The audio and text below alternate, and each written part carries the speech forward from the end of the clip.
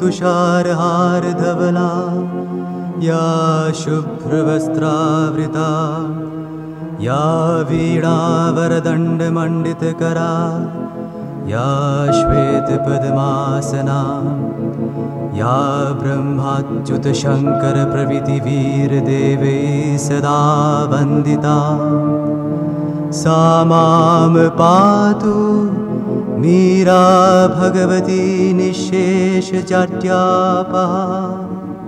ॐ सर्वगणे सर्ववरदे सर्वदुष्टभयङ्करी सर्वदुःखहरे देवी महामीरा नमोऽस्तुते। सिद्धिबुद्धिप्रदे देवी भुक्तिमुक्तिप्रदायिनी मन्त्रमूर्ते सदा देवी महामीरा नमोऽस्तुते। आद्यन्तरहिते देवी आद्यशक्ते महेश्वरी योगदे योगसम्भुते महामीरा नमोऽस्तुते महामीरा नमोऽस्तुते।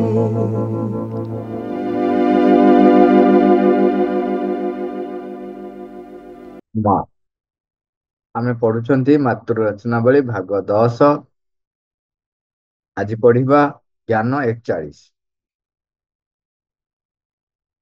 सेमाने कहंती जे बाइबेल रो बाणी गुड़िक जाल करी एवं कृष्ण होउचंदी कविंकर एक सृष्टि। जदि ताहा ही हुए तेबे एही जाल करी लगी भगवान को अशेष धन्यवाद एवं एही उद्भावनकारी कवि माननकु प्रणाम। श्रीरंग लिखुचंती सेमाने कहंती जे बाइबेल रो बाणी गुड़िक जाल करी एवं कृष्ण होउचंदी कविंकर एक सृष्टि। जदि ताहा ही हुए तेबे एही जाल करी लगी भगवान को अशेष धन्यवाद एवं एही उद्भावनकारी कवि माननकु प्रणाम। कोन मां को प्रश्न हेछि जे मनुष्यर जीवन रे बाइबेल वाक्य गुड़िकर केउ भूमिका रहिछि। साधारणतः सबु समय रे समस्ते यही प्रश्नटी उठे थांती एवं जो माने तथाकथित साम्यवादी चिंताधारा बा तथाकथित ताकू कई हेतुवादी भी आउ किछि अछंती आउ कई अछंती जो माने पूर्णतः कहती कहीं स्रष्टा के नाहंती भगवान के नाहंती इत्यादि इत्यादि से माने सब बेले आउ के जन रहिचंती जो माने तांकर स्वार्थ हासिल पई तांकर जो भौतिक सुख स्वच्छंद स्वार्थ क्षमता अर्थ ये सबुर आवश्यक पई से माने बेले बेले एई भली प्रकार प्रलाप करंती जे कृष्ण बोली के नथिले भगवान बोली के नाहंती बाइबल किछि नुह ये सब होची कविंकर रचना। प्रभु श्रीअरविंद कहती जो वर्णना करे श्रीअरविंद कहती अनेक समय कहले जदि विवर्तन धारा देखा जाए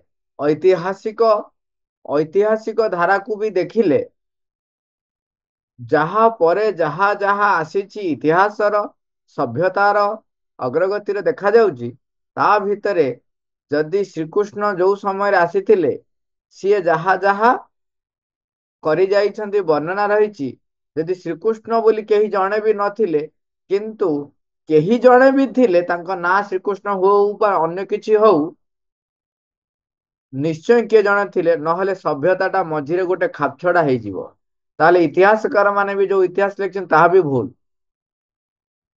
केना मनुष्यर जेमती आमे कहउचन्ति जे जंगल जंगल भीतर रहिथिला जेमती जहा आमे कहउचन जंगल भीतर रहिथिला धीरे धीरे केमिति अग्निर व्यवहार शिखिला तापर खाद्य पेय सब बढ़िला बसति स्थापन हला तापर तांकर मानसिक अभिवृद्धि घटिची चिंताधारार अभिवृद्धि घटिची केमिति कॉलोनी रहिले से कॉलोनी एमती हे वर्तमान जो स्तर रे आसी पहुंचीची तेणु ता भितरे जदि श्रीकृष्णकर जो एपिसोडटा जदि रहिची जदि से एपिसोडटा नथांता ताहले गोटे गैप रही जीवो तेणु सेठी श्रीकृष्ण हुंतु बा अन्य केही हुंतु के जणे थिले तमे ता ना जदि से माने अविश्वास करछन्ती श्रीकृष्ण बोली न कहि पारंती आउ एक्स वाई जेड ना देई पारंती but there is a being जो कि एई कार्य करि जाइछन्ति। सेभଳି भाବରେ ଯେତେବେଳେ ଏଇ ଖ୍ରୀଷ୍ଟିଆନ ଧର୍ମ କଥା କୁହାଯାଉଛି ଏବଂ କୃଷ୍ଣଙ୍କ କଥା ବି କୁହାଯାଉଛି, କବିଙ୍କର ସୃଷ୍ଟି ବୋଲି କୁହାଯାଉଛି, ସେଠି ପ୍ରଭୁ ମା ବର୍ଣ୍ଣନା କରୁଛନ୍ତି, ଶ୍ରୀଅନ୍ଦ ବି କହିଛନ୍ତି, ଯଦି ତମେ କହୁଛ ଏହା ଐତିହାସିକ ତଥ୍ୟ ନୁହଁ, ଏହା ମିଥ୍ୟା, ତେବେ ସେ କବିଙ୍କୁ ଧନ୍ୟବାଦ ଦେବାକୁ ପଡିବ। କାରଣ ସିଏ କେମିତି ଏତେ ସୁନ୍ଦର ଭାବରେ ସଂରଚନା କରିପାରିଲେ। ଏଇ ଯେତେବେଳେ ଏଇ ଭଗବାନ ଶ୍ରୀରାମ ଶ୍ରୀକୃଷ୍ଣଙ୍କ କଥା ବର୍ଣ୍ଣନା କରାଯାଏ ଏବଂ ସେତେବେଳେ ଦିଦେନ ପାର୍ଟି ଯିଏ ରାଜ୍ୟ ମାନେ ଭାରତ ବର୍ଷରେ ଶାସନ କରୁଥିଲେ କଂଗ୍ରେସ ପାର୍ଟି, ସେତେବେଳେ ସିଏ କୋର୍ଟରେ ପ୍ରମାଣ କରିବା ପାଇଁ ଚେଷ୍ଟା କଲେ ଯେ ଶ୍ରୀରାମ ବୋଲି କେହି ନଥିଲେ, ତାହା ହଉଛି ମିଥ୍, ଏବଂ ରାମ ସେତୁ ଯୋଉଟା କୁହାହଉଛି ତାହା ହଉଛି ଏକ ମନଗଢନ କାହାଣୀ। ଏବଂ ସେତେବେଳେ ସିଏ ଆହୁରି ଗୋଟେ ପାଦ ଆଗକୁ ଯାଇକିରି ନାସା ନାଁରେ ଗୋଟେ କହିଲେ, କଣ ଗୋଟେ କାଗଜ ଦେଖେଇଦେଲେ, ମାନେ ପ୍ରେସ କନଫରେନ୍ସରେ ଯେ ନାସା ଲେଖୁଛି ଯେ ଭାରତ ବର୍ଷ ଶ୍ରୀଲଙ୍କା ମଝିରେ ଯୋଉ ସେତୁଟି ରହିଛି ଯୋଉଟା କି ବୁଡି ଯାଇଛି, ସେଇଟା ମଣିଷକୃତ ନୁହଁ, ତାହା ହଉଛି ପ୍ରାକୃତିକ। କିଏ ଲେଖିଛି ନା ନାସା ବୋଲି। ତାକୁ ପ୍ରେସ କନଫରେନ୍ସ ବର୍ଣ୍ଣନା କଲେ, କହିଲେ ନାସା ଏଇଟା ତାଙ୍କୁ ମାନେ ନୋଟିଫିକେସନ କରି ଲେଟର କରିଛି।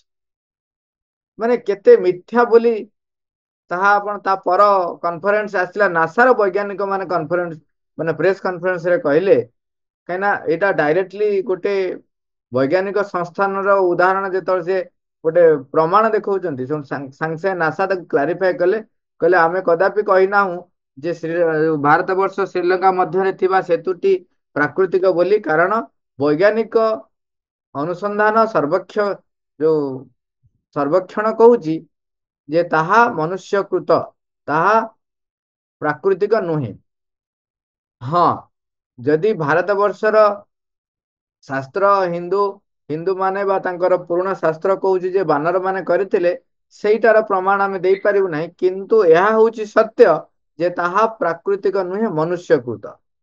କିନ୍ତୁ ଏମାନେ ଦି ଦିନ ରାଜ୍ୟ ଶାସନ କରୁଥିବା ବା ଦେଶ ଶାସନ କରୁଥିବା ବ୍ୟକ୍ତି କିପରି ଏହି ପ୍ରକାରର ପ୍ରଳାପ କରନ୍ତି।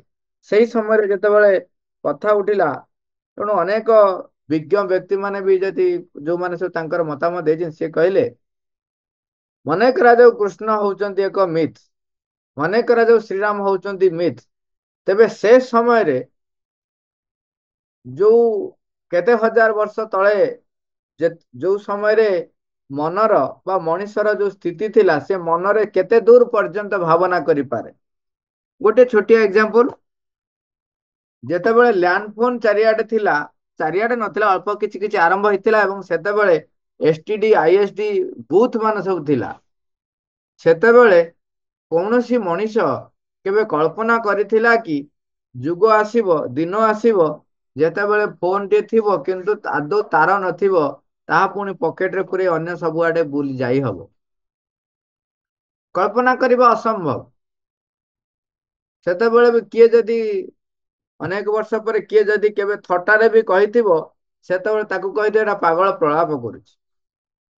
ତେଣୁ ଏତେ ହଜାର ବର୍ଷ ତଳେ ଯଦି ଗୋଟେ ଉଡନ୍ତା ବିମାନର କଳ୍ପନା କରିପାରିଲେ, ଏବଂ ଯୋଉ ଯୁଦ୍ଧରେ ସବୁ ବ୍ୟବହାର ହେଇଛି ଯୋଉ ପ୍ରକାର ଅସ୍ତ୍ରଶସ୍ତ୍ର, ଏବଂ ଶ୍ରୀକୃଷ୍ଣଙ୍କର ଯୋଉ ସୁଦର୍ଶନ ଚକ୍ରର ଯୋଉ ବର୍ଣ୍ଣନା ରହିଛି, ଏବଂ ଅନ୍ୟାନ୍ୟ ଅସ୍ତ୍ରଶସ୍ତ୍ର ଯାହା ବ୍ୟବହାର ହେଇଥିଲା ତାର ଯୋଉ ବର୍ଣ୍ଣନା ରହିଛି, ସେ କବି ଯିଏ ବର୍ଣ୍ଣନା କରିପାରିଲା, ସିଏ ତାମାନେ ମାନସିକ ସ୍ତରରେ କେତେ ଉନ୍ନତରେ ଥିବ। ଯଦି ମିଥ୍ ବୋଲି କୁହାଯାଏ, ତେବେ ସେଥିପାଇଁ କବିକୁ ଧନ୍ୟବାଦ ଦେବାକୁ ପଡିବ।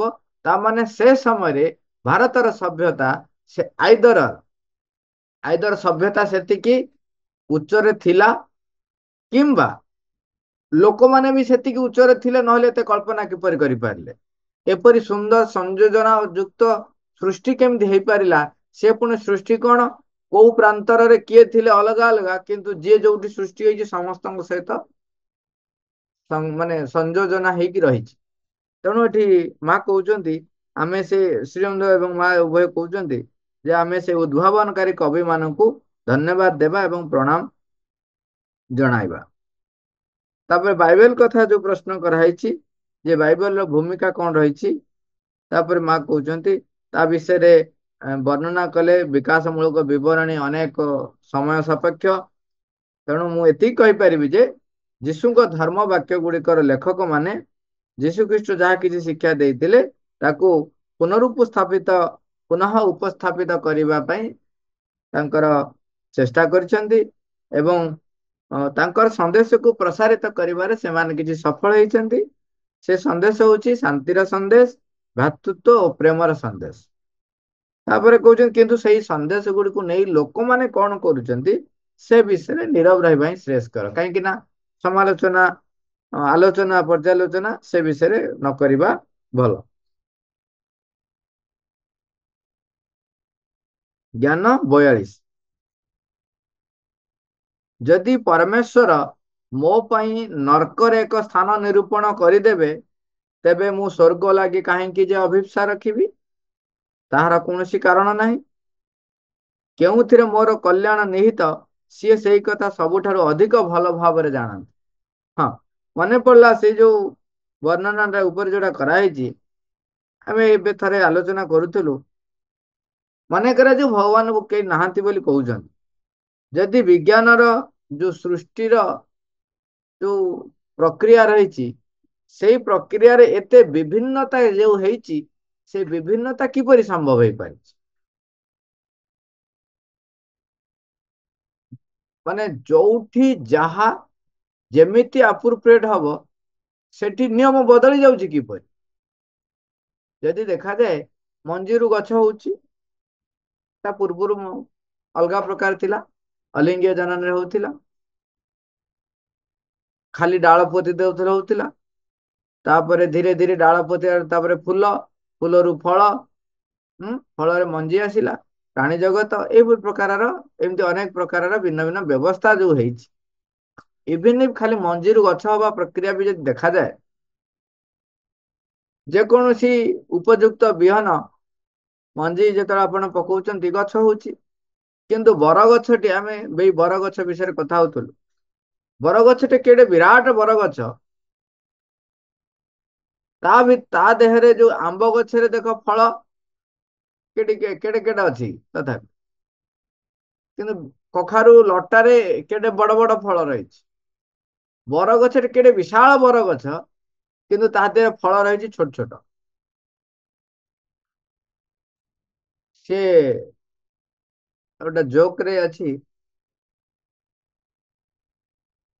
ଯୋଉ କାଉ ଗୋଟେ ବରଗଛକୁ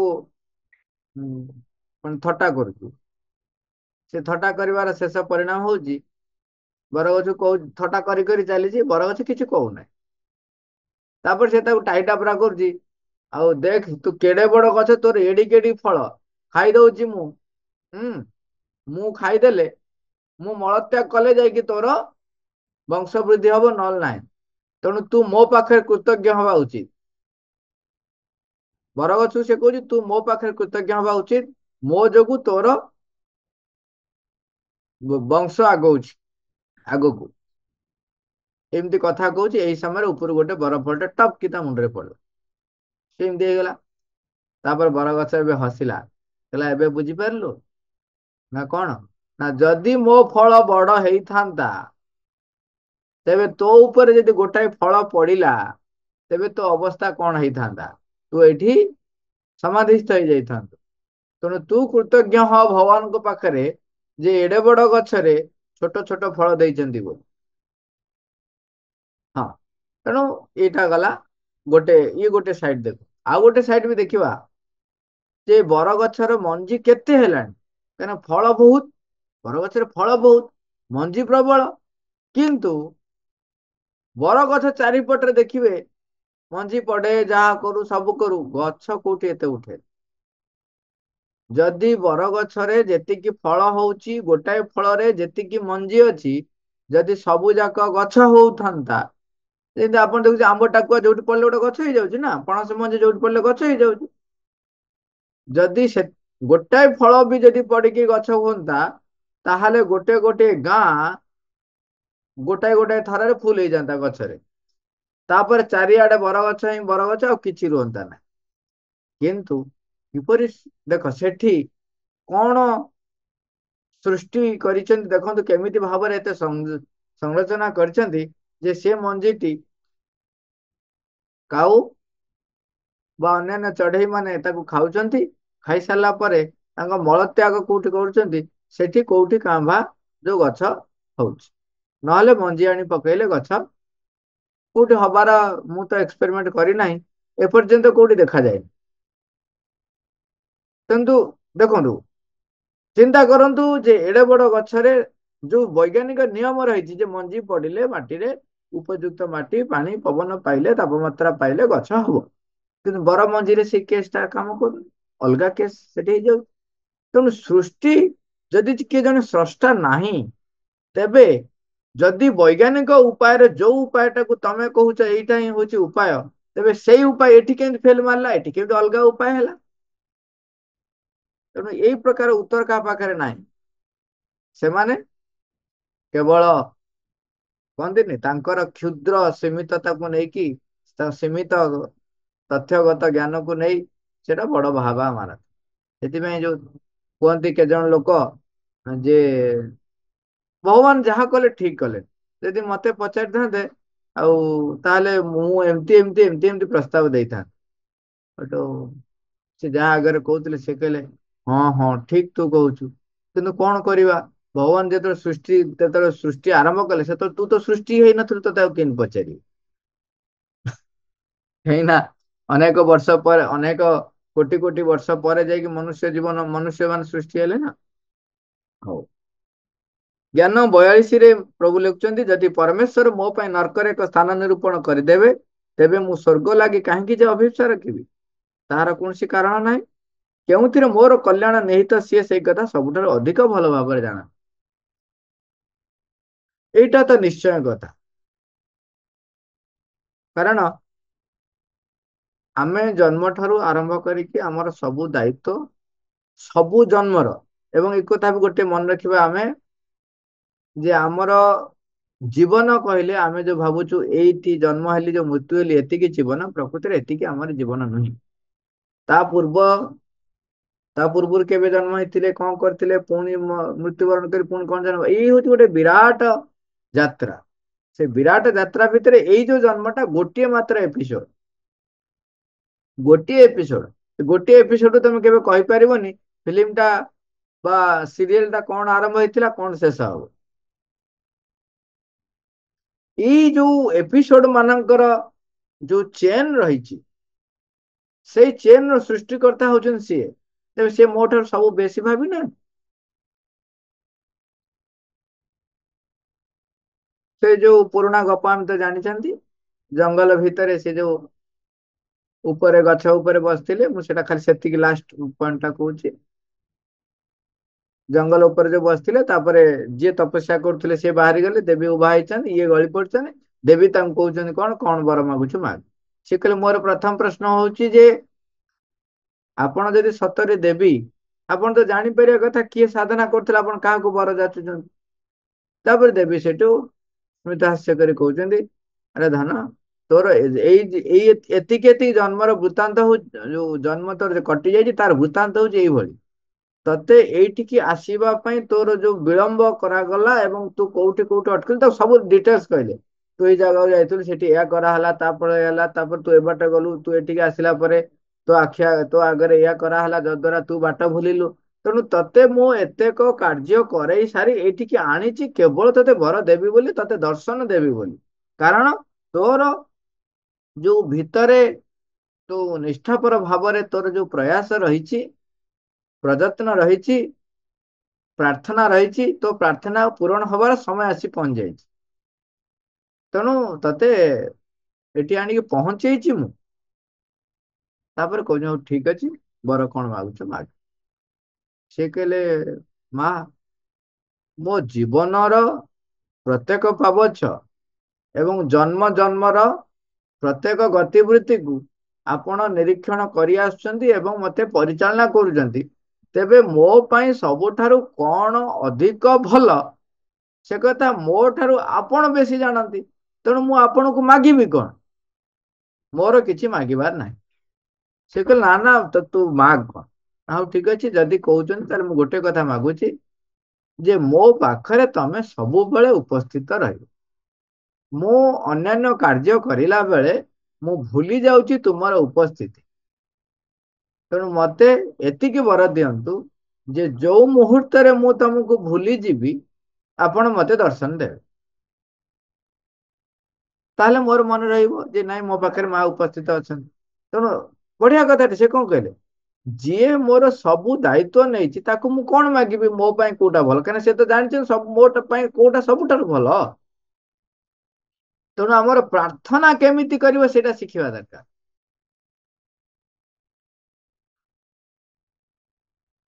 ଏଇ ଜ୍ଞାନରେ ଯାହା ବର୍ଣ୍ଣନା ରହୁଛି ସେଠି ମା କହୁଛନ୍ତି ଯେ ପ୍ରକୃତରେ ମଣିଷର ଏଇ ଯୋଉ ସ୍ୱର୍ଗ ନର୍କ ଏଗୁଡିକ ହଉଛି ଏକାଧାରରେ ବାସ୍ତବ ଓ ଅବାସ୍ତବ ବୋଥ। କେମିତି ନା ତାର ଅସ୍ତିତ୍ଵ ଅଛି, ଅସ୍ତିତ୍ଵ ବି ନାହିଁ। କେମିତି ମା କହୁଛନ୍ତି ମନୁଷ୍ୟର ଭାବନା ଅନେକ କିଛି ସୃଷ୍ଟି କରିପାରେ। ସେଥିପାଇଁ ଅନେକ ସମୟରେ ବାରମ୍ବାର ଆମେ ଆଲୋଚନା କରୁଛନ୍ତି ଏବଂ ମା ମୁଁ ସତର୍କ କରୁଛି ତାକୁ ମନେ ରଖିବା ଯେ ଆମର ଭାବନା ତେଣୁ ଯେତେ ସକାରାତ୍ମକ ହବ ଯେତେ ଅଗ୍ରଗତିଶୀଳ ଭାବନା ହବା ଉଚିତ। ତେଣୁ ଆପଣ ଯଦି ଭାବିବେ ଭଲ ଭାବନ୍ତୁ। ଆପଣ ଭାବନ୍ତୁ ଯେ ମୁଁ ମାଙ୍କ କୋଳରେ ବଢୁଛି, ମାଙ୍କ ସହିତ ଚାଲୁଛି, ମା ମତେ ଆଦେଶ ଦଉଛନ୍ତି, ମା ମତେ ପରିଚାଳନା କରୁଛନ୍ତି, ତାକୁ ହିଁ ଭାବନ୍ତୁ। କାହିଁକି ଅନ୍ୟ ଜିନିଷ ଭାବିବେ? ତାହେଲେ ମା ଆସି ଆପଣଙ୍କ ପାଖରେ ରହିବେ, ମା ପରିଚାଳନା କରିବେ। ସେଇଥିପାଇଁ ତ ଭଗବାନଙ୍କ ନାମ ହଉଛି ଭାବଗ୍ରାହୀ। ଭାବକୁ ଗ୍ରହଣ କରନ୍ତି ବୋଲି ସେ ଭାବଗ୍ରାହୀ। ଏଠି କହୁଛି ମଣିଷ ଭାବନା କେତେ କଣ ସୃଷ୍ଟି କରିପାରେ। ସିଏ ତାର ମାନସିକ, ପ୍ରାଣିକ, ଏପରିକି ସୂକ୍ଷ୍ମ ଭୌତିକ ଉପାଦାନକୁ ମଧ୍ୟ ଅଳ୍ପ ବହୁତ ପରିମାଣରେ ସ୍ଥାୟୀ ଆକାର ମାନ ଆଣି ଯୋଗାଇ ଦେଇଥାଏ। ତେଣୁ ସିଏ ଯାହା ଭାବିଥାଏ, ତେଣୁ ତାକୁ ସେ କଣ କରେ, ଗୋଟେ ରୂପ ପରିବର୍ତ୍ତନ ବା ଗୋଟେ ଆକାର ଆଣି ଦିଏ ସେ ଭାବନାକୁ। ତେଣୁ ତା ପାଇଁ ସେ ଯୋଉ ଘଟଣା ସେ ଯାହା ଯାହା ଭାବିଛି ତାର ଅସ୍ତିତ୍ଵ ରହିଛି। ତାର ଅସ୍ତିତ୍ଵ ରହିଛି।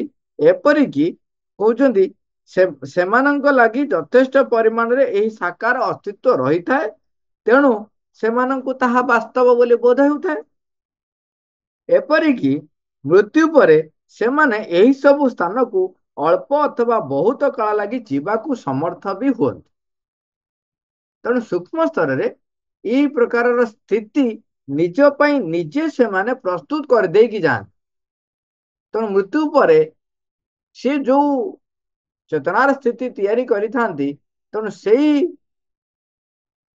ଲୋକ ଭିତରେ, ସେଇ ସ୍ତର ଭିତରେ ସେମାନେ ଅନେକ ଦିନ ଧରି ରହନ୍ତି ମଧ୍ୟ।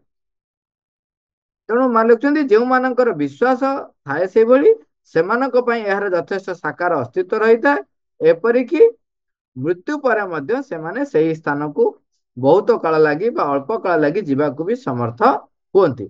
ଏହି ସବୁ ବସ୍ତୁ କେବଳ ଗୋଟିଏ ଗୋଟିଏ ଅଳ୍ପ କ୍ଷଣସ୍ଥାୟୀ ମାନସିକ ସଂରଚନା ହୋଇ ରହିଥାଏ।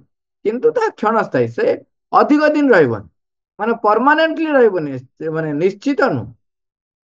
ତାହା କିଛି ଦିନ ପରେ ପୁଣି ଡିଜଲ୍ଭ କରିଯାଏ। ସେଗୁଡିକ ମଧ୍ୟରେ ଆଦୌ କୌଣସି ଚିରନ୍ତନ ସତ୍ୟ ବିଧୃତ ହୋଇ ରହିନଥାଏ।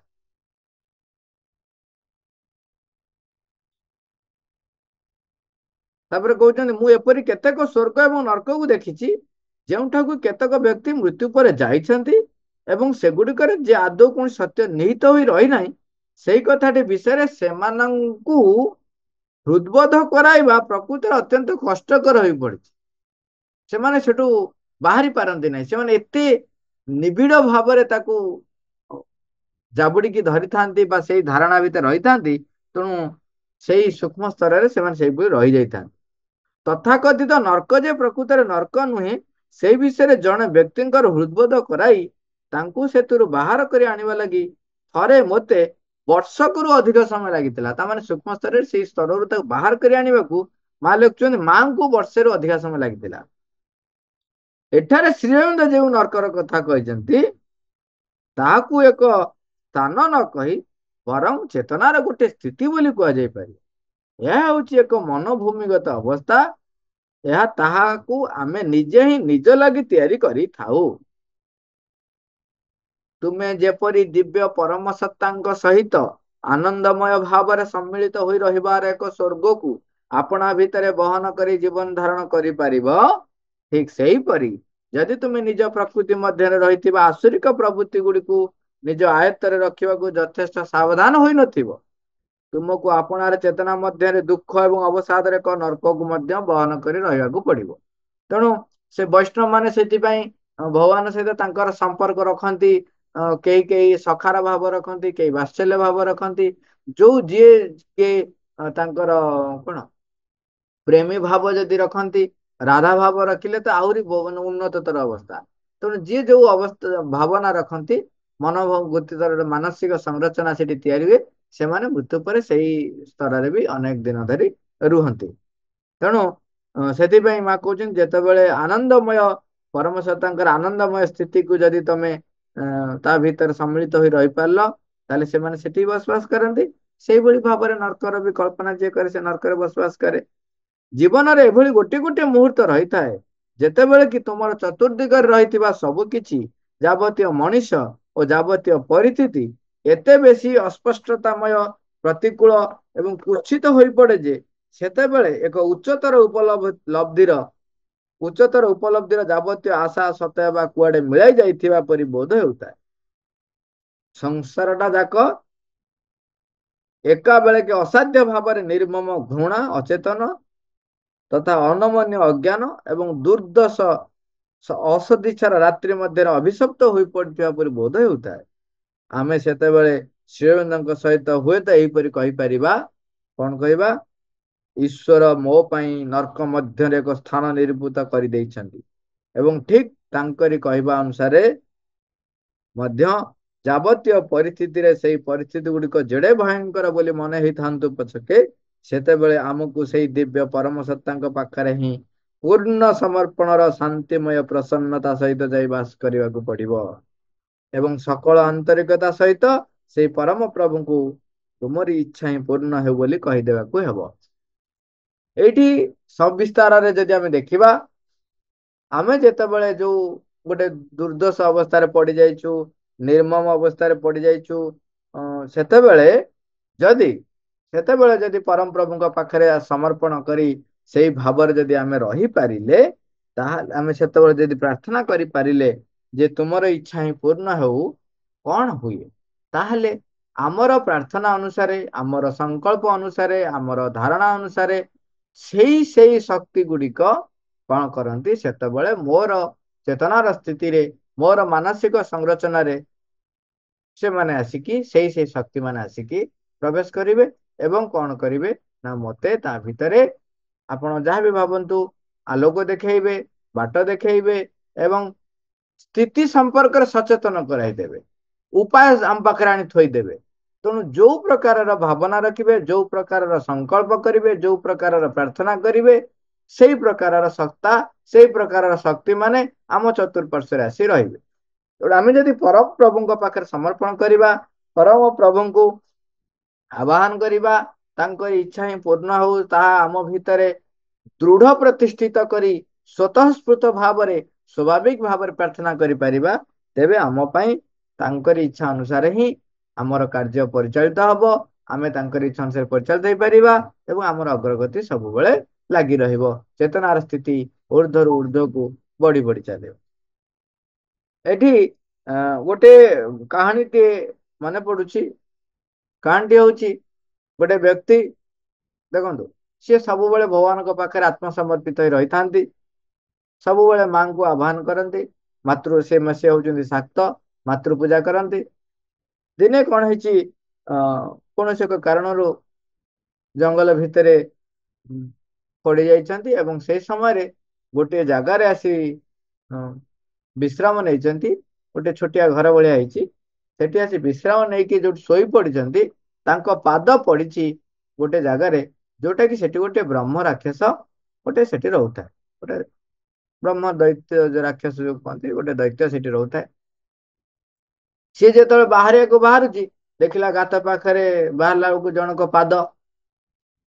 ସିଏ ପୁରା ରାଗିକି ଉଚ୍ଛନ୍ନ ଆଉ କହିଲା, ଏଡେ ସାହସ ତୁ ମଣିଷ, ତୁ ମୋ ମାନେ ଘର ଇଏରେ ତୁ ପାଦ ଥୋଇକିରି ଶୋଇଛୁ, ମୋ ଯିବା ବାଟକୁ ବନ୍ଦ କରିଦେଇଛୁ, ମୁଁ ତତେ ଅଭିଶାପ ଦେବି। ସେଉଠୁ ଇଏ ସେଇ ସମୟରେ ନିଦ ଭାଙ୍ଗି ଯାଇଛି, ସେ ଯୋଉ ବିକଟ ଶବ୍ଦରେ ଉଠିଲା ବେଳକୁ ଦେଖିଲା ବେଳକୁ ଆଗରେ ଗୋଟେ ବିରାଟ ରାକ୍ଷସଟେ ତତେ ଅଭିଶାପ ଦଉଛି। କଣ କହିଲା, ଇଏ କହୁଛି ଆଜ୍ଞା ଦେଖ ମୁଁ ଯାହା ଭୁଲରେ ହେଇଯାଇଛି, ଆଉ ମୁଁ ଗୋଟେ ସାମାନ୍ୟ ଅ, ବ୍ୟକ୍ତି, ସାଧାରଣ ବ୍ୟକ୍ତି, ମୋର ଚାଷ ବାସ କରି ମୁଁ ବଞ୍ଚେ, ତେଣୁ ମତେ ତମେ ଅଭିଶାପ ଦିଅନି, ଅଭିଶାପ ଦେଲେ ମୁଁ ଅସୁବିଧାରେ ପଡିବି, ମୋ ପରିବାର କେମିତି ଲାଳନ ପାଳନ ହେବେ। ନା ମୁଁ ତତେ ଛାଡିଦେବି ଭାବୁଛୁ, ତୁ ଗୋଟେ ଚାଷୀ ତ, ତତେ ମୁଁ ଅଭିଶାପ ଦଉଛି ଯେ କାଲିଠାରୁ ତୁ ଯୋଉ ଗଛ ଉପରେ ପାଣି ଛିଞ୍ଚିବୁ ସେ ଗଛ ମରିଯିବ। ତେଣୁ ସକାଳ ହେଲେ ଯୋଉ ଗଛ ଉପରେ ତୁ ପାଣି ପକେଇବୁ ସେ ଗଛ ମରିଯିବ। ଇଏ ବିଚାରା କରିବ କଣ? ସେଠୁ ଆସିଲା, ସକାଳ ହେଇଗଲା ପରେ ଆସିଲା, ଆସିକି ଦେବୀଙ୍କୁ ଆରାଧନା କଲା, ଦେବୀଙ୍କୁ ପ୍ରାର୍ଥନା କରୁଛି, ଦେବୀ ମତେ ଉଦ୍ଧାର କର, ମୁଁ ତ ଗଲା ମୋର ଗଲା ନା, ଆଉ କଣ କରିବି, କୌଣସି ଗଛ ଲଗେଇ ପାରିବିନି, ଗଛ ଲଗେଇଲେ ପାଣି ଦେଲେ ମରିଯିବ। ଏଇ ସମୟରେ ଦେବୀଙ୍କୁ ପ୍ରାର୍ଥନା କଲା, ପ୍ରାର୍ଥନା କରି ଫେରିକି ଆସୁଛି, ରାଜ୍ୟ ସାରା ଡେଙ୍ଗୁରା ହଉଛି। କଣ ନା ରାଜାଙ୍କ ପାଖରେ ଗୋଟେ ସମସ୍ୟା ଆସି ପହଞ୍ଚିଛି। ଅନେକ ଆଉ ଗୋଟେ ଏରିଆର କେତେ ଗୋଟେ ଏରିଆରେ ପ୍ରାର୍ଥନା କରୁଛନ୍ତି, କଣ ନା ଗୋଟେ ଗଛ, ଅନାବନା ଗଛଟେ ଉଠୁଛି, ଯେତେ ମାରିଲେ ମଧ୍ୟ ସେ ଗଛ ମରୁନାହିଁ, ଓପାଡି ଫୋପାଡିଲେ ବି ସେ ମରୁନାହିଁ। ତେଣୁ ରାଜାଙ୍କ ପାଖରେ ଆସି ବିନୀତ ଅନୁରୋଧ କରୁଛନ୍ତି, ରାଜା କିଛି ଉପାୟ କର। ରାଜା ଡେଙ୍ଗୁରା ଦେଇଛନ୍ତି, ଯଦି ସେ ଗଛର ବିନାଶ କରିବାର ଯିଏ ଉପାୟ କିଏ ବତେଇ ଦବ, ତେବେ ତାକୁ 1000 ସ୍ୱର୍ଣ୍ଣ ମୁଦ୍ରା ମିଳିବ। ମାଙ୍କୁ ପ୍ରାର୍ଥନା କରି ଆସିଲା, ଏପଟରେ ଏହା ଘଟଣା। ଇଏ ସେଠୁ ସାଙ୍ଗେ ସାଙ୍ଗେ ଖବର ଯାଇ ପହଞ୍ଚିଲେ ରାଜାଙ୍କ ପାଖରେ, କହିଲା ମହାରାଜ ମୁଁ ଉପାୟ ଜଣା ଅଛି, କିନ୍ତୁ ମୋ ପାଇଁ ଏତେ ଗୁଡେ ବ୍ୟବସ୍ଥାଟି ହେବ ନା। କଣ ନା ମତେ ପାଲିଙ୍କିରେ ସେଠି ନେଇକି ଯିବେ, ଏବଂ ମୁଁ ସେ ଗଛ ଉପରେ ମନ୍ତ୍ର କରି ପାଣି ପକେଇବି, ସେ ଗଛକୁ ଧ୍ୱଂସ କରିଦେବି। କହିଲା ହଉ ଠିକ ଅଛି, ନେଇକି ଗଲେ, ପାଲିଙ୍କିରେ ବୁଲିଲେ, ସବୁ ଗଛ ଉପରେ ପାଣି ପକେଇଲେ, ଯୋଉଠି ଯୋଉଠି ପାଣି ପକେଇ ପକେଇ ଚାଲିଲେ, ହାତରେ ଖାଲି ପାଣି ଛିଞ୍ଚି ଛିଞ୍ଚି ଗଲେ, ସବୁ ଗଛ ମରିକି ଧ୍ୱଂସ, ଆଉ ଗଛ ଉଧେଇଲା ନାହିଁ। ଆଉ ଯୋଉଠିକି ଯାଇକିରି ପହଞ୍ଚୁଛନ୍ତି, ସମସ୍ତେ ତାଙ୍କୁ ଆପାୟିତ ବି ଭଲ କରୁଛନ୍ତି, ଯେହେତୁ ଗଛ ମରିଗଲା ତେଣୁ ଫଳ ମୂଳ ଦେଲେ, ତାଙ୍କୁ ସମସ୍ତେ ଖାଇବା ପିଇବା ବଢିଆ, ପାଲିଙ୍କିରେ ବୁଲିଲା, ରାଜ୍ୟର ଅନେକ ଅଞ୍ଚଳ ଭ୍ରମଣ କରିବାରେ ତାର ହେଇଗଲା। ହେଲା, ଦେଖ ଅଭିଶାପ ସେ ପାଇଥିଲା, କିନ୍ତୁ ମାତୃ ଆଶ୍ରିତ ହେଇଥିବାରୁ ମାଙ୍କର କୃପା ଫଳରେ ଅନ୍ୟ ଏକ ସମସ୍ୟା, ଯୋଉଠି ସମସ୍ୟା କୋଉଠି ଗୋଟେ ରହିଛି, ସେ ସମସ୍ୟାର ସମାଧାନକୁ ତାର ଅଭିଶାପ ବ୍ୟବହାର କରିଦେଲା ସେ। ଏବଂ ସେଇଟା କେବଳ ମାତୃ ଯଦି ପ୍ରାର୍ଥନା, ଯଦି ମାତୃଶକ୍ତି ପାଖରେ ଯଦି ସମର୍ପିତ ଭାବ ନଥାନ୍ତା, ସେଇଠି ସେ କଣ ହେଇଥାନ୍ତା ନା ନିରାଶ ହତାଶରେ ବୁଡି ଯାଇଥାନ୍ତା। ହତାଶରେ ବୁଡିକି ବିଷାଦ ଭିତରୁ ଚାଲି ଯାଇକିରି ବ୍ୟକ୍ତି କଣ କରେ, ଆତ୍ମହତ୍ୟା କରି ପକାଏ। ତେଣୁ ସିଏ ଯେହେତୁ ମାତୃ ଆଶ୍ରିତ ରହିଛି, ତେଣୁ ସିଏ ସେ ହତାଶ ଭିତରକୁ ବୁଡି ଯାଇନାହିଁ। ଏଇ ହଉଛି ଶକ୍ତିର ପ୍ରଭାବ, ଏବଂ ମାତୃଶକ୍ତିର ବଳରେ ଏଇ ଯୋଉ ସଂଯୋଜନ, ଗୋଟେ ବିରାଟ ସଂଯୋଜନା ଯୋଉଟା ହେଲା, ସେ ସଂଯୋଜନାଟା ହଉଛି ଭଗବାନଙ୍କ ଯୋଗୁଁ। ସେଠୁ ତାପରେ ସେ ଖୁସି ହେଇଗଲା, କହିଲା ଯୋଉ ଯାଇକି ଆସିଲା, କାହାକୁ, ସେ ବ୍ରହ୍ମ ଦୈତ୍ୟକୁ ଦେଖେଇବା ପାଇଁ। ସେଠୁ ଆସିକିରି ପୁଣି ସେ ତାରି ସେଇ ଯୋଉ ବ୍ରହ୍ମ ସହିତ ଦେଖା ସାକ୍ଷାତ କେମିତି ହବ, ତାରି ଗାତ ମୂଳରେ ସେଠୁ ପୁଣି ଗୋଡ ଦେଇକି ଶୋଇ ଆଉ ଥରେ ବସିଲା। ରାତିରେ ପୁଣି ଯେତେ ବ୍ରହ୍ମ ଦୈତ୍ୟ ବାହାରିଲା, କହିଲା ହଇରେ ତୋର ଏଡେ ସାହସ, ତୁ ପୁଣି ଆସି ବସଛୁ ମୋ ଇଏରେ, ଆଉ ପୁଣି ପାଦ ଦେଇକି ବସିକି ରହିଛୁ, ଜାଣି ଶୁଣିକି ପାଦ ଦେଇଛୁ। କହିଲା ନା ନା, ତମେ ଯୋଉ ଅଭିଶାପ ଦେଇଥିଲ, ମୁଁ ଆସିଥିଲି ଆକ୍ଚୁଆଲି ତମକୁ କୃତଜ୍ଞତା ଦେବା ପାଇଁ, ଯେ ତମର ଅଭିଶାପ ଯୋଗୁ ରାଜ୍ୟରେ ଗୋଟେ ମଙ୍ଗଳ କାର୍ଯ୍ୟ ହେଇଗଲା ବୋଲି। ଦେଖ, ସିଏ ଆସିଥିଲା କୃତଜ୍ଞତା ଦେବା ପାଇଁ, କିନ୍ତୁ ଦୈତ୍ୟ ସିଏ ତ ଅସୁର ପ୍ରଭୃତି, ସିଏ କୋଉଠୁ ଜାଣିବ କଣ କୃତଜ୍ଞତା କଣ, ଏବଂ ଏତେ ସୁନ୍ଦର କଥା କୋଉଠି ସେ ବୁଝିବ। ଦେଖ, ଆସୁରିକ ପ୍ରଭୃତି ଅହଙ୍କାରରେ ଯୋଉମାନେ ବଶୀଭୂତ ହେଇ ରହିଥାନ୍ତି, ସେମାନଙ୍କୁ ଯେତେ ଭଲ କଥା କୁହନ୍ତୁ ତାଙ୍କୁ ଜମା ଭଲ ଲାଗେ, ଜମାରୁ ଭଲ ଲାଗେ, ସେ ଆପଣଙ୍କୁ ଶତ୍ରୁ ବୋଲି ମନେ କରିବେ। ତେଣୁ ବ୍ରହ୍ମଦୈତ୍ୟ ଅଭିଶାପ ଦେଲା କଣ, ଯେ ଯୋଉଠି ପାଦ ଦବୁ ସେଠି ଗାତ ହେଇଯିବ, ପାଦ ଦେଇକି ତୁ ଚାଲିକି ବାହାରିବୁ ତ ସେଠି ଗାତ ହେଇଯିବ। ସେଠୁ ପୁଣି ତାକୁ ନେଇକି ସେ ବ୍ୟବହାର କଲା କଣ, ଏ ରାଜା ମହାରାଜଙ୍କୁ କହିଲା ମହାରାଜ, ଆଉ ମୁଁ ଗୋଟେ ଉପାୟ ଜାଣିଛି, ଆପଣ ଯୋଉଠି କେନାଲ ଖୋଳିବା କଥା କୁହନ୍ତୁ, ମୁଁ ସେଇଠି ବ୍ୟବସ୍ଥା କରିଦେବି। ନା କଣ ନା ଏଇଭଳିଆ ସେ ଗୋଟେ ପ୍ଲାନିଂ କରିକି କଲେ ଆଉ। ତେଣୁ ସେ ଚାଲି ଚାଲି ଚାଲି ଚାଲି ଚାଲି ଗାତ ହେଇ ହେଇକା ଯାଉଛି, ଚାଲି ଚାଲିକା ଚାଲିଲେ, ଆଉ କଣ ଅଛି, ଯୋଉଠି କେନାଲ ଦରକାର ନାହିଁ ସେଇଠି ପାଲିଙ୍କିରେ ବସିଲେ, ଏମିତି ଚାଲିଲା ଆଉ। ତେଣୁ ଚାରିଆଡେ କେନାଲ ଖୋଳା ହେଇଗଲା। ସେଠୁ ପୁଣି ଆସିଲା କୃତଜ୍ଞତା ଦବା ପାଇଁ କାହାକୁ, ସେ ବ୍ରହ୍ମ ଦୈତ୍ୟକୁ, ରାକ୍ଷସକୁ। ସିଏ କୋଉଠୁ ବୁଝିବ, ସେଇଆ ଅହଙ୍ଗ୍ର ବଶବର୍ତ୍ତୀ ହେଇଥିବା ବ୍ୟକ୍ତି, ସ୍ୱାର୍ଥ ଆସୁରିକ ପ୍ରବୃତ୍ତି ଯାହା ଭିତରେ ଥାଏ, ସେ କେବେ ବି କୌଣସି କଥାକୁ ବୁଝିପାରିବେ। ସେ ସବୁବେଳେ କଣ କରିବେ, ତାକୁ ଭିନ୍ନ ଅର୍ଥରେ ନେବେ ଏବଂ ତମକୁ କେବେ ବି ସେ ଭଲ ଅର୍ଥରେ ବୁଝିବେ ନାହିଁ କଥା। ତାପରେ ପୁଣି ଯେତେ କହିଲା ହଉ ରହ ଏ ତ ତତେ ଅଭିଶାପ ଦଉଛି ଯେ କାଲି ସକାଳେ ତୁ ଯାହାକୁ ଚାହିଁବୁ ସିଏ ଧ୍ୱଂସ ହେଇଯିବ, ଭସ୍ମ ହେଇଯିବ। ଦେଖ ତାମାନେ କଣ ହବ, ଚତୁର୍ଦିଗରେ ଭସ୍ମ ଯେତେବେଳେ ହେଇଯିବ ଆଉ ଲୋକ ଛାଡିବେ? ଆଇଦର ଲୋକ ତାକୁ ମାରିଦେବେ, ନହେଲେ ଚାରିଆଡେ ଯଦି ଭସ୍ମ ହେଇଗଲା ତାହେଲେ ସିଏ ନିଜେ ଏକାକୀ ହେଇଯିବ, ଚାରିଆଡେ କିଛି ନଥିବ, ମରିବ ସିଏ। ଆଉ କଣ, ମାନେ ଦୁଃଖରେ ମରିଯିବ। ଇଏ କହିଲା ଇଏ କି କଥା, ମୋ ମାଙ୍କୁ ପୁଣି ଆହ୍ୱାନ କଲା। ହଁ, ସବୁବେଳେ ସେ ଆସି ମାଙ୍କୁ ଆହ୍ୱାନ କରୁଥାଏ ଏବଂ ତା ପରିଣାମଟା ଏଇଭଳି ହଉଥାଏ। ମାଙ୍କୁ ପ୍ରାର୍ଥନା କଲା, ମା ମତେ କିଛି ବାଟ ଦେଖା, ମୁଁ ତାକୁ କୃତଜ୍ଞତା ଦେବାକୁ ଆସିଛି, ଅଥଚ ସେ ଏମିତି ଅ କରୁଛି। ତା ଭିତରେ ଅନ୍ତର ପ୍ରେରଣା ଆସିଲା, କହିଲା ଠିକ ଅଛି, ତୁ ତା ସହିତ କଥାବାର୍ତ୍ତା କରି ତା ସହିତ ସମୟ ବିତା, ଯେପରି ସକାଳ ହବା ପର୍ଯ୍ୟନ୍ତ, ସକାଳ ହବା ପର୍ଯ୍ୟନ୍ତ ତୁ ତା ସହିତ କଥାବାର୍ତ୍ତା କର। ଏଇ ଅନ୍ତର ପ୍ରେରଣା ସେ ଅନୁଭବ କରୁଛି ଯେତେବେଳେ ସେ ମାଙ୍କୁ ପ୍ରାର୍ଥନା କରୁଛି। ସେଠୁ କଣ କଥା ହେବି, ତାପରେ ତ ଗୋଟେ ପରେ ଗୋଟେ ସେ ତାର ଜୀବନ ବର୍ଣ୍ଣନା କରି କରି ଯାଉଛି। ତାକୁ ପଚାର, ତାପରେ ମୁଁ ଏଠି ଗପଟି ଏଠି ସାରି ଦଉଛି, ସମୟ ହେଇଗଲାଣି। ସେ ଦୈତ୍ୟ ସହିତ ତାର ଜୀବନ କଥା ସେ ସେୟାର କରି କରି ଚାଲିଛି, ବ୍ରହ୍ମଦୈତ୍ୟ କଥା ପଚାରୁଛି, ନିଜ ଜୀବନ କଥା କହୁଛି, ଏମିତି ଗପିବା ଆରମ୍ଭ କରୁଛି। ଗପିବା ଆରମ୍ଭ କରିବା ଭିତରେ ସକାଳ ହେଇଯାଇଛି। ସକାଳ ହେଲା ବେଳକୁ ବ୍ରହ୍ମଦୈତ୍ୟ ହଉଛି ତା ଆଗରେ, କିଏ ସେ ବ୍ରହ୍ମଦୈତ୍ୟ। ତେଣୁ ଅଭିଶାପ ଫଳିବ, ବ୍ରହ୍ମଦୈତ୍ୟ ଧ୍ୱଂସ ହେଇଗଲା। ଯିଏ ସୃଷ୍ଟି କରିଥିଲା, ଯିଏ ଅଭିଶାପ ଦେଇଥିଲା, ସିଏ ଯେହେତୁ ଧ୍ୱଂସ ହେଇଗଲା, ତେଣୁ ସେ ଯୋଉ ଅଭିଶାପ ଦେଇଥିଲା ସେ ଅଭିଶାପ ବି ନଷ୍ଟ ହେଇଗଲା। ତାପରେ ସେ ତାର ଆସିଲା, ମାଙ୍କ ପାଖରେ ପ୍ରାର୍ଥନା କଲା। ତେଣୁ ଏଇଠି ଆଉ ଗୋଟେ କଥା ମନେ ରଖନ୍ତୁ, ଏଇ ଗପର ଶେଷ ହଉଛି ଏହା, ଯଦି ତୁମେ ସତ୍ୟକୁ ନ ବାଛିଲ ତେବେ ତମେ ରସାତଳଗାମୀ ହବା ପାଇଁ ବାଧ୍ୟ, ତମର ଧ୍ୱଂସ ହଉଛି ଅନିବାର୍ଯ୍ୟ। ତେଣୁ ଆମେ ପ୍ରାର୍ଥନା କରିବା ସବୁବେଳେ ସତ୍ୟ ସତ୍ୟ ସତ୍ୟ। ବା, ଥ୍ୟାଙ୍କ ୟୁ ଅଲ୍,